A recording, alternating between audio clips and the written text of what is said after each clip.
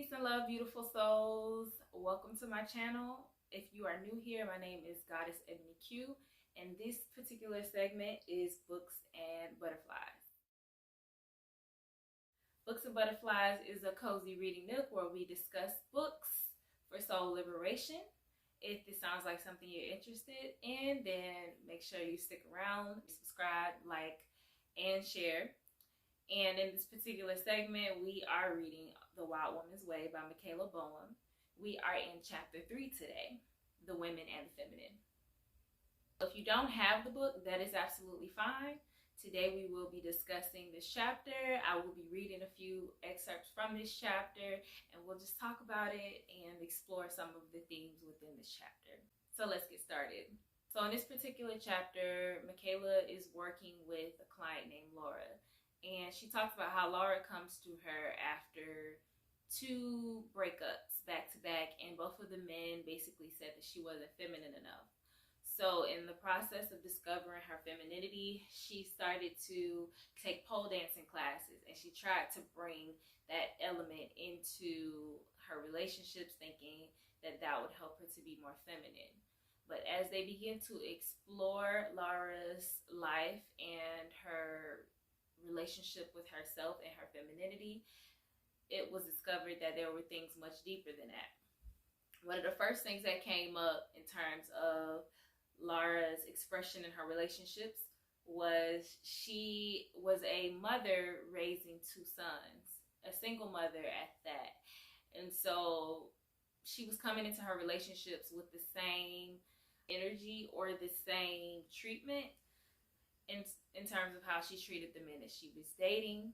And so although there's a time and a place for this, essentially it was just very unsexy that she was treating the men that she was dating, these grown men, like little boys and being too nurturing.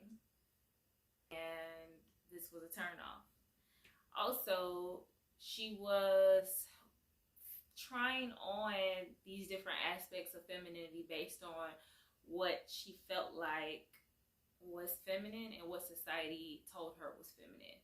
So she was trying to pick up these different maybe behaviors and the way she dressed to try to be more feminine instead of aligning with how her authentic expression of femininity was shown and revealed.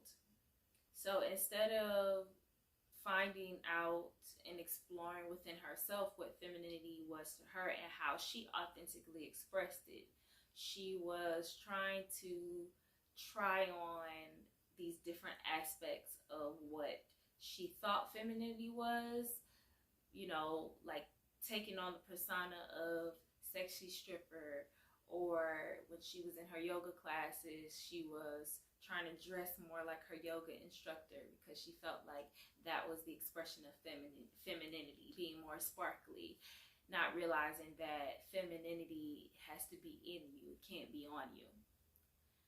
And really what it all boils down to, Michaela mentions, is that femininity is different for everyone. Everybody defines femininity very differently. So if you ask the Webster's dictionary what femininity is, it's having qualities or appearance traditionally associated with women, especially delicacy and prettiness. Hence the strong association with women and feminine.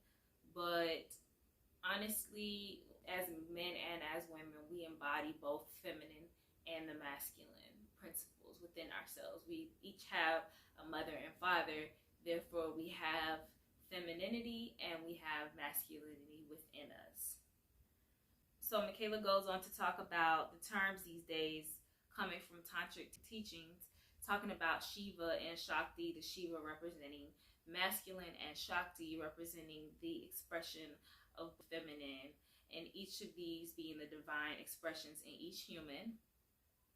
And so one of these aspects without the other is useless. Both need to be present at all times for any human being to function. In both men and women, these 2 aspects are equally present. Where it becomes interesting is when we look at partnership, either within ourselves as an integrated integrating and balancing those two aspects, the Shiva and the Shakti, or in a romantic relationship. So then it talks about the tantric teachings and how in Tantra we learned that the attraction centered around one partner animates one aspect strongly while the other partner goes to the opposite aspects. And I kind of touched on this, I believe, in chapter 2, where we talked about the opposite poles, the different poles for the sake of attraction. And so you have to kind of make yourself different, and that creates an immediate spark. So if one person is more embodied in their feminine and the other person is more embodied in their masculine or their Shiva and their Shakti energy, there's more of a chance of there being an attraction. But if two people are equally embodying like the same percentage or amount or expression of either masculine or feminine in the same way, it's kind of like when you have a magnet and you put those two sides that are the same together, they repel one another. So within the viewpoint of the tantric teachings, the term feminine refers to being able to assume a certain psycho-emotional asana. And in chapter 2, we talked about asana being like a posture, which has a bodily, emotional, and mental component. So since the demands of everyday life are mostly centered around the masculine expression, most women are no longer skilled in animating their feminine. It's really difficult for us to turn it off when we embody a certain persona and we fulfill our duties in this particular asana day by day by day, whether it's working and doing and being in our masculine. It's harder to kind of turn that off and to move more into our feminine expression.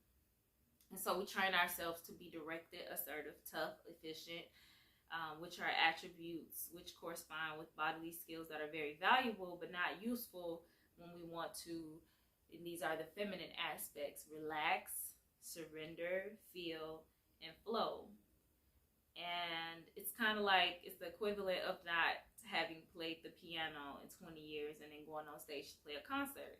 You might remember some of the things, but actual physical practice is what created your ability to play well, and also what brings it back. So if we're constantly moving in the state of our masculine, then it's harder to just turn that off. We have to actually put forth the effort to practice and embody the aspects of being more in the flow and allowing ourselves to relax throughout our everyday life and surrender and feel and all of those aspects that are more on the feminine spectrum of things. And men have feminine too. It also needs to be practiced and cultivated for sensitivity, feeling, creativity, and expression. Ideally, each human being has both masculine and feminine aspects well developed in his or her body, so she can use both whenever she or he needs and wants to. And this brings us to the topic of preference. So most of us have sexual relational preference, meaning a native inclination in which we feel happiest and most expressed. And for many women, that is in the feminine, which is conveyed through creative, colorful fullness, a moving, undulating disposition that feels and expresses through emotions and the body. That preference expressed unfolds through communion, collaboration, beauty, adornments, music, food, and abundance. Yet that preference looks very different from woman to woman, and finding one's authentic expression is more important than fitting in with the prevailing sexy activity of the month or whatever other people consider feminine. And so some women express this through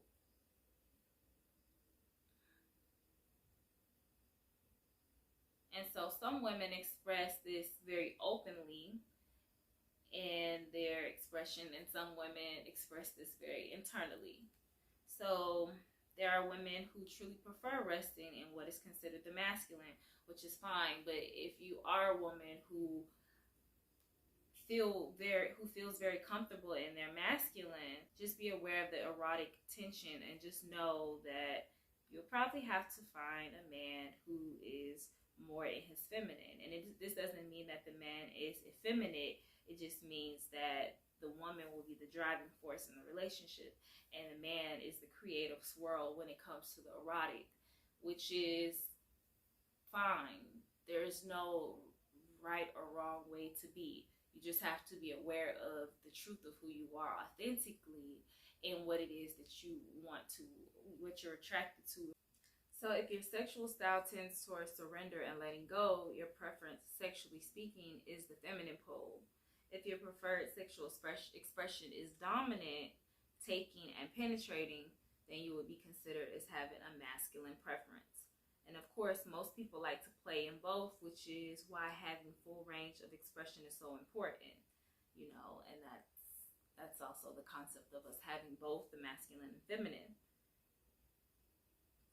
And this concept is extremely useful when it comes to figuring out how to switch between career mode and romantic mode. But it is simply a tool and not a heal-all or a lifestyle recommendation. But the most important thing to remember, Michaela states, is that one expression does not fit all when it comes to reconnecting with our feminine. And when, as in Laura's case, the expression is not truly born from the sensual awareness of one's own body, alive and animated through one's deepest heart, it becomes a shallow facade of the real thing. The sacredness of the feminine comes from a true, heartfelt, embodied wisdom being expressed in the unique shape of each woman, and not from wearing the right kind of lingerie or feathered boa. So putting on a persona of someone else's expression or trying to emulate the current gold standard of social media femininity is just adopting a fake layer in order to be someone we are not. In many ways, it is the revival of the 50s housewife scenario with the neo-tantric twist. And this is why it's so important to take the time to know yourself, because there are so many, with everyone having access to a camera and information, everyone has a platform, everyone has a voice, and there are so many women teaching who have positioned themselves to be teachers of the feminine and teaching women to be more in their feminine, be more feminine. But it comes off this way in putting on these expressions of someone else's persona when it truly has to come from you. And just remembering that if you're in the asana of surrender, of letting go, of creatively expressing yourself, going with the flow, then you are in your feminine. And that looks different for everyone. There are some scenarios and spaces in your life and places where you relax into the feminine very easily, and other places where you tend to lean towards your masculine.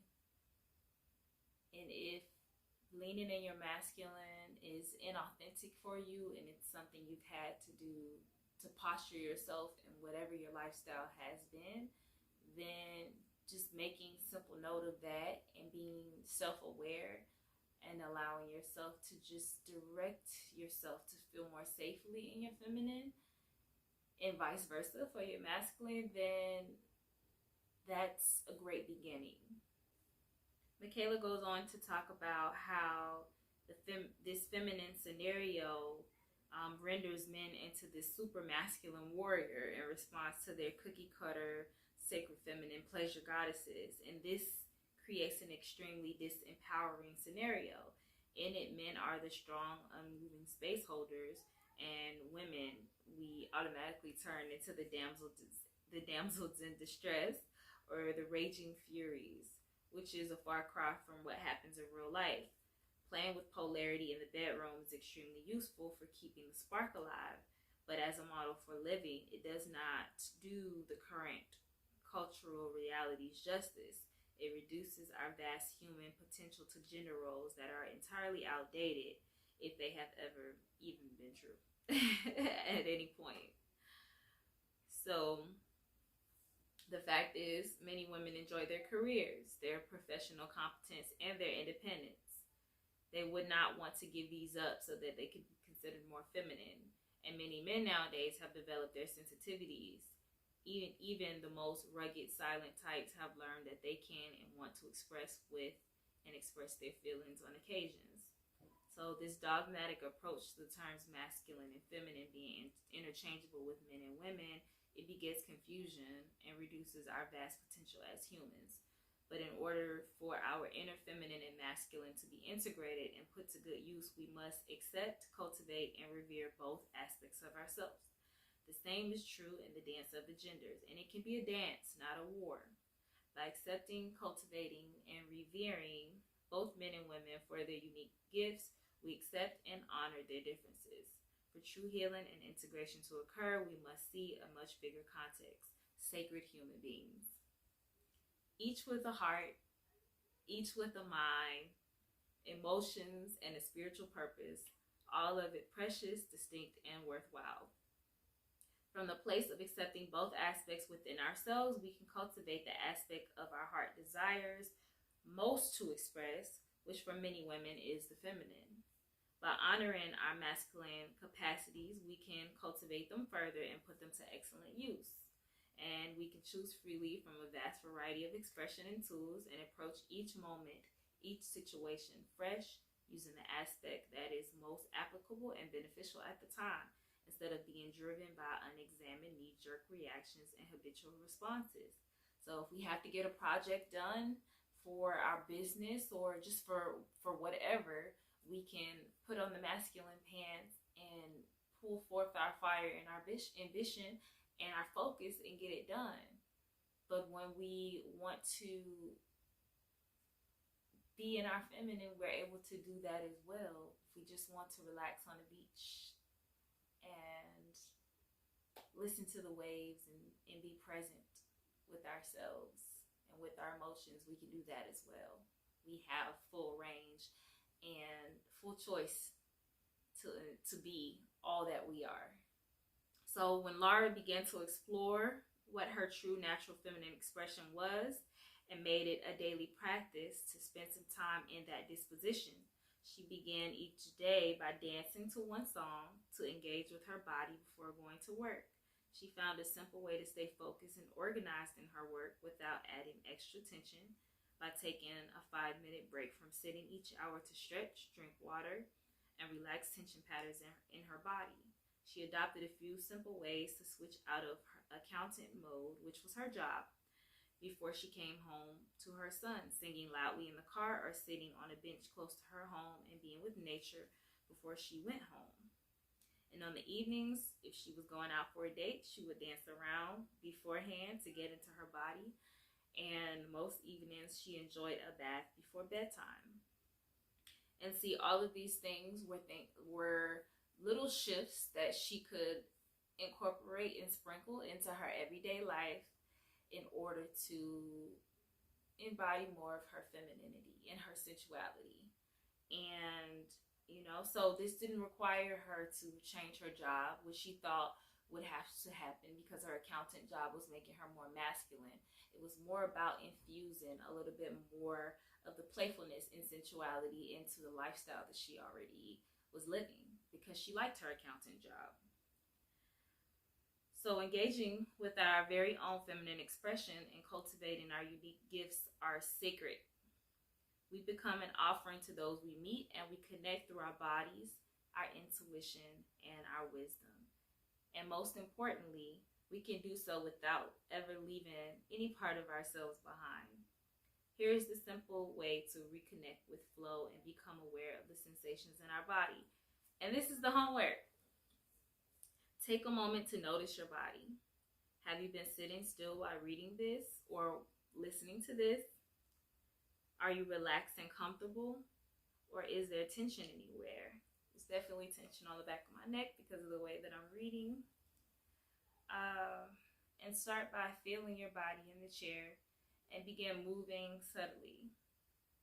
Wiggle your toes, stretch your feet. Bring a bit of undulation in your spine, which is what I'm kind of doing. Just bringing a little bit of a wave, maybe front and back. And move with whatever you're feeling. Focus primarily on areas that feel good, expanding the pleasant sensations through your movements. And allow yourself to take this moment to just be with the sensations in your body. And I encourage you to take this activity of just being present with your body, wiggling your fingers, wiggling your wiggling your fingers and wiggling your toes, and moving your spine and breathing, and allowing yourself to be present with what you feel and where you're holding tension.